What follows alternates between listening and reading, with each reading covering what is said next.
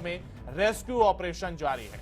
यमुना का जलस्तर बढ़ने से प्रभावित इलाकों में बचाव जारी है। एसडीएम समेत प्रशासन के अन्य अधिकारी भी लगातार जुटे हुए हैं। तो देखिए, एसडीएम हो यानी कि अधिकारी हो या प्रशासन के लोग हो, सभी लोगों को राहत देने के काम में जुटे हुए हैं और लगातार रेस्क्यू ऑपरेशन चलाया जा रहा है ताकि जो भी व्यक्ति कहीं पर भी फंसा हो उसे रेस्क्यू किया जा सके और राहत कैंप में भेजा जा सके। राहत कैंप में कई तरीके की व्यवस्थाएं की गई हैं। लोगों के खाने की, पीने की व्यवस्था यहां पर की गई है।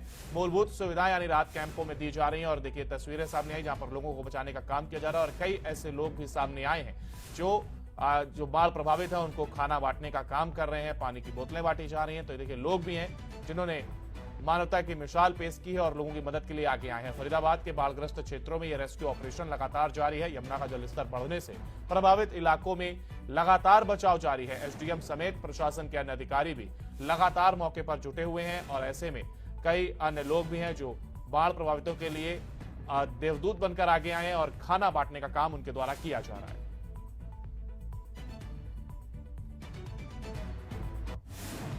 इस समय हम बसंतपुर में मौजूद हैं, जो इस समय बाढ़ प्रभावित इलाका है और बाढ़ प्रभावित इलाके में प्रशासन ने किस तरह के इंतजाम किए हैं मैं आपको दिखाता हूं कि लोगों के चूंकि घर खाली करा लिए गए तो लोगों के पास खाने पीने की कोई व्यवस्था नहीं थी और इसी को देखते हुए प्रशासन ने यहाँ पर बाढ़ राहत शिविर लगाया है। आप देख सकते हैं कि बाढ़ राहत शिविर प्रशासन की तरफ से यहाँ लगाया गया है और तमाम लोग जिन्हें खाने पीने की दिक्कत हो रही थी वो तमाम लोग यहाँ पहुंच रहे हैं और वहां पहुंचकर तमाम तरीके के इंतजाम कर रहे हैं। यहाँ जहां हम खड़े हुए हैं यहाँ पर स्थिति यह है कि यहाँ पर खाना लोगों को बांटा जा रहा है। चूंकि खाने की लगातार दिक्कत आ रही थी, लोगों को परेशानी इस बात की हो रही थी कि खाना लोगों तक नहीं पहुंच पा रहा था और इस वजह से लोगों को दिक्कत हो रही थी। तो एसडीएम यहाँ पहुंचे हुए हैं। एसडीएम खुद खाना वितरित करने का जो काम है वो कर रहे हैं। एसडीएम हमारे साथ मौजूद है, एक बार उनसे जानते हैं किस तरह की व्यवस्था, सर किस तरह की व्यवस्था यहाँ हुई है, क्योंकि लोगों को जब घर से बाहर निकाल दिया गया तो शिकायतें आमतौर पर यह है कि खाने की दिक्कत आती है, कई बार पानी पीने की दिक्कत आती है,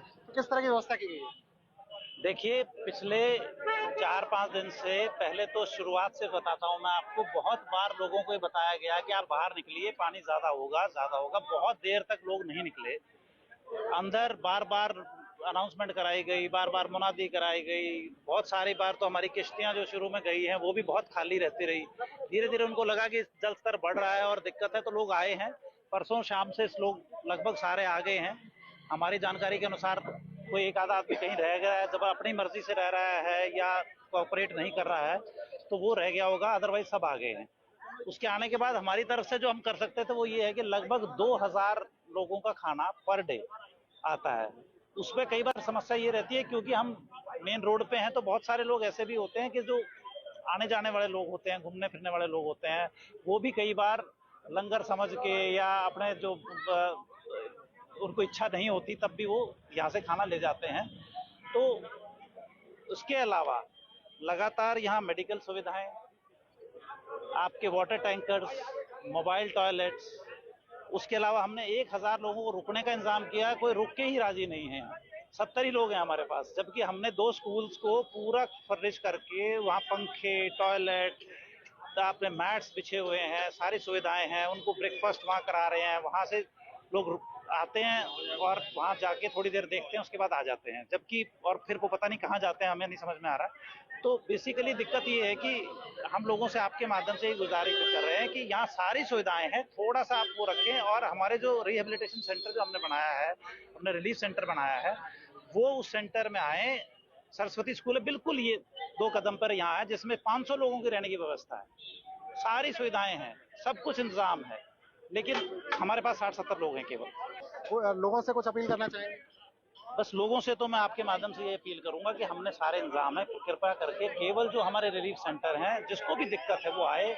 हम आपके रहने का, आपकी मेडिकल फैसिलिटी का, आपके खाने पीने का, हर तरीके का इंतजाम हमारे पास है और हम उसको सुनिश्चित करेंगे और उसमें कोई कमी नहीं आने दी जाएगी। किसी तरह की कमी नहीं आने दी जाएगी। मैं आपको एक बार तस्वीरें दिखाता हूं कि लोगों को खाना यहाँ बांटा जा रहा है। अलग अलग टाइम पर अलग अलग चीजें बनकर आती हैं। जैसे अभी मैं देख पा रहा हूं तो अभी यहाँ खिचड़ी बनकर आई है, चावल बनकर आए हैं, कभी रोटी बनकर आती है, कभी पूड़ी बनकर आती है। तो तमाम तरीके की अलग अलग चीजें यहाँ बनकर आती हैं। तमाम अलग अलग संस्थाएं इन्हें मुहैया करा रही हैं, प्रशासन के सहयोग से मुहैया कराई जा रही हैं और तमाम लोग यहाँ आपको पहुंचते हुए नजर आएंगे। प्रशासन का दावा पूरी तरह से ये कि किसी भी तरह की कोई दिक्कत लोगों को नहीं होने दी जा रही है, और जहां पर भी इस तरह की शिकायत आ रही है कि वहां पानी नहीं पहुंचा है या खाने की कोई दिक्कत है, तो ऐसी स्थिति में प्रशासन की टीम वहां पहुंचती है और पहुंचकर उन तमाम तकलीफों को दूर करती है। इसके अलावा अधिकारी साफ तौर पर कह रहे हैं, एसडीएम परमजीत सहल साफ तौर पर कह रहे हैं कि उनके पास रुकने की व्यवस्था बहुत है। उन्होंने कई जगह पर